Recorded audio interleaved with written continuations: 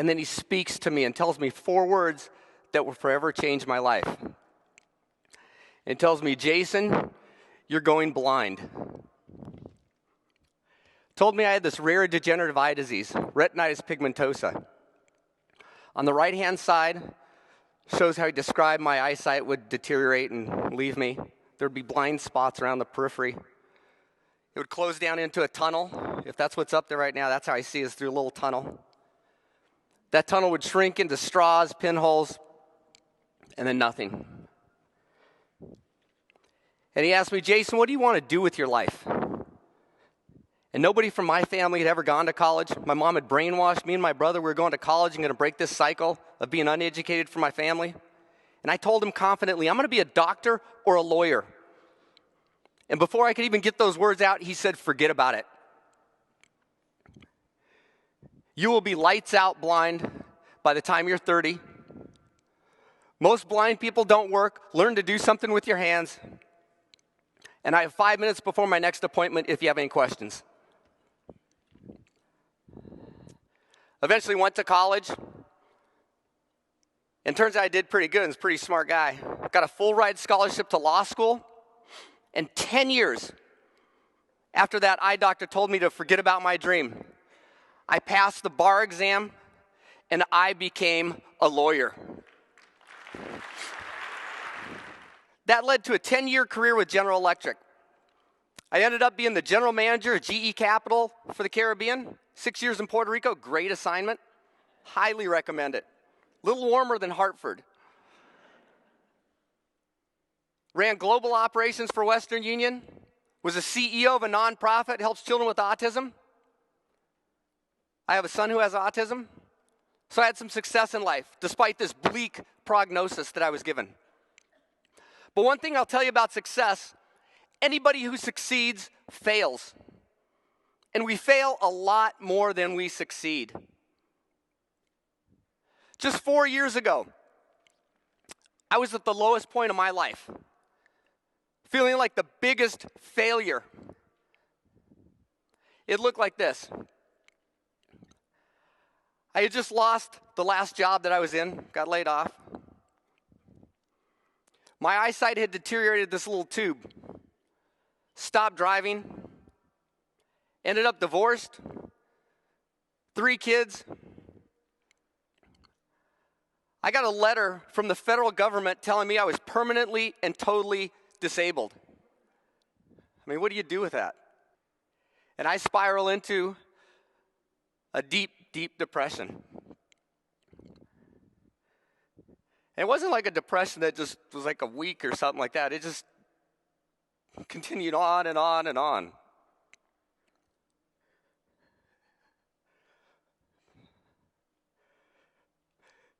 And it was at that lowest part in my life when I realized that something had to change. Because if I didn't change something, I was not going to continue on.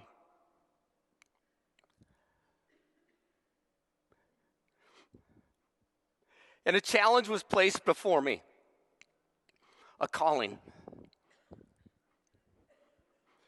At my lowest point, the biggest challenge was put before me. And I accepted that challenge. That challenge for me was going to be to try to run across America. My plan was to try to go 50 miles a day. It's 3,000 miles. 3,000 miles, 50 miles a day, that's 60 days, 2 months. That's the longest I could even imagine being away from my kids. And so I turned east, and I started running. And I committed to not stop running until I ran out of land. And I ran out of Los Angeles into the high desert, 29 palms, Joshua tree. There's no Snapchatting or Facebook or social media. Miserable for millennials. Sorry I'm picking on millennials so much. And then I kept running into Arizona, chased by animals, just about hit by my first car, and then into New Mexico, the land of enchantment, which I call the land of weirdness. Area 51, large array of radio telescopes. My mom saw an orb floating above her one morning when she woke up. And she doesn't believe in ghosts, and I'm not allowed to tell that story. So if you see my mom, mum is the word. Clipped the Catalans of Texas and Oklahoma, and then into Kansas, where it was like Bob Seger's song, Against the Wind, was always playing. Wind, cornfields, really good if I had to use a bathroom and there wasn't a portalette, but. And then I crossed into Missouri. You got that. And it was miserable. It rained every single day. And then into Illinois, the land of Lincoln, got hit by a truck in Illinois. You laughed. I got hit by a truck on a highway. And then Indiana, there was no basketball. I swear it left the state when Bobby Knight retired. Ohio, Amish country. Then Pennsylvania, crossed the Appalachian Trail, over the Allegheny Mountains into the Garden State of New Jersey. Saw no garden, but I am legally blind. And then on May 23rd of 2016, I completed that run of over 3,000 miles, just under 2 marathons a day, and it was the 7th fastest crossing in the history of the world.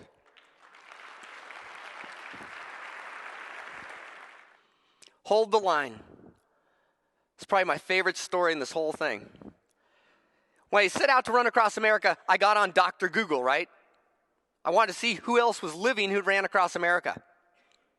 So I got on there and I found this story about this guy. His name's Ernie. And Ernie had crossed America. And he crossed America at a little different pace than I was planning to, 6 miles a day. Took Ernie 2 years to cross America, but he did it. But that is not the exceptional part about this story. The exceptional part about the story is that Ernie was 95 years old when he finished. Gave me shivers. And when I heard about this, I wrote Ernie a note, and I said, I got to learn from this guy. I wrote him a note. I said, Ernie, I heard about what you did. My name's Jason. I want to do what you did. Give me one piece of advice, so I can try to do what you did. And he wrote back, he said, hold the line. And as I read those 3 words, I thought, I think Ernie's been out on the highway without sunscreen for a little too long. What does hold the line mean, right? So I wrote back and I said, Ernie, what do you mean by hold the line? That's where the true wisdom came. And Ernie said, Jason, when you're out there, you're going to run against traffic. Because you need to be able to tell, or at least something, whether or not you're going to get hit by a car. And you run on that white line, Jason. And that white line is your piece of real estate in this world. Nobody is allowed on your white line. And as I read that, I thought, Ernie is telling me to play chicken with a semi. And when I first left Los Angeles, I did not hold the line. I jumped off of it, let the people from La Laville, drive on it. But after 2 weeks, I was injured, I was battered, I was beaten, and I was on a road in Arizona, and there was no place except the white line. There was a guardrail, a 6-foot embankment, and there was a semi coming at me. I knew because I knew the sound, and I could feel it in the road. And I put my head down, and it was my turn to hold the line. I put my head down, I started thinking, Ernie, I hope you were right. And it was getting louder, and I could feel the air, and then both hands are going, then I'm screaming, please don't kill me, please don't kill me. And that semi went in the other lane, tooted its horn of encouragement, and passed me by, and I held the line. But I submit to you, Ernie's story is not about some white line out on America's highways. Each one of us has a white line, and that white line is integrity. Ernie is telling each and every one of us to hold that line. Do the right thing. Sometimes doing the right thing is going to be the most difficult thing you will do today. You may get ridiculed.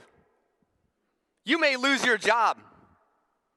You may be imprisoned, Nelson Mandela. You may lose your life, Gandhi, Martin Luther King. But the next time you're confronted with making a decision to do the right thing or just moving on your merry way and not getting involved, I want you to think about Ernie, a 95-year-old man who took on semis for 2 years. And surely if he can hold that line, you can too. Hit and run. Remember I told you hit in Illinois? And this is a picture up here that shows you when I was like holding the line and running there. And you can see Optimus Prime in the background just side-eyeing me. ready to flip around and buzz me. This is what I did in response after I'd gotten hit. Okay, yesterday I unfortunately got hit by a car, so I learned a way to not get hit by a car. You get a anti-car tool. In my case, it's a stick, duct tape, so that you don't have splinters or anything. And you transform yourself into William Wallace. Give me a second to character transform. Freedom!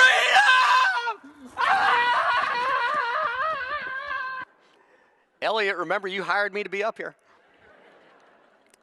Sometimes you need to innovate in order to survive. And it doesn't need to be complicated or expensive to be effective. If it doesn't challenge you, it is not going to change you. And sometimes we need to proactively put challenge in our lives. In your professional life, accept more. In your personal life, give more. In your spiritual life, seek more.